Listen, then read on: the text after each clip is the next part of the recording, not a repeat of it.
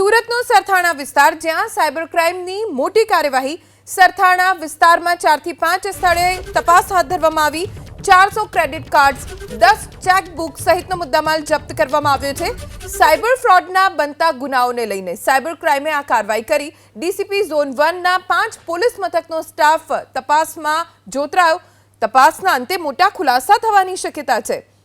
સરથાણા વિસ્તારમાં 400 credit card 10 chequebook સહિતનો મુદ્દામાલ ઝડપાયો છે સાયબર ફ્રોડના કિસ્સા ખૂબ વધી રહ્યા છે અવારનવાર સાયબર ક્રાઇમમાં ફરિયાદ પણ નોંધાતી હોય છે આવા ગુનાઓને લઈને સાયબર ક્રાઇમે કાર્યવાહી કરી ડીસીપી ઝોન 1 ના 5 પોલીસ સ્ટેશનનો સ્ટાફ તપાસમાં જોતરાયો તપાસના અંતે મોટા ખુલાસા થાય તેવી સંભાવના વ્યક્ત કરવામાં આવી રહી છે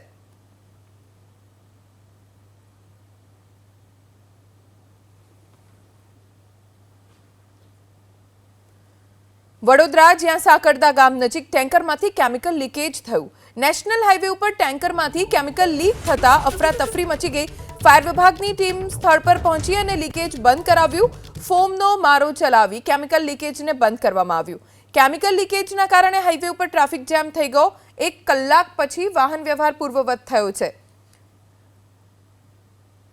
નેશનલ હાઈવે ઉપર ટેન્કરમાંથી કેમિકલ લીક થવા લાગ્યું જેથી ફાયર વિભાગના જે કર્મચારીઓ ત્યાં પહોંચ્યા તેઓ પણ માસ્ક અને પૂરતા પ્રોટેક્શન સાથે પહોંચ્યા હતા આ કેમિકલની કોઈ પણ અસર થઈ શકે છે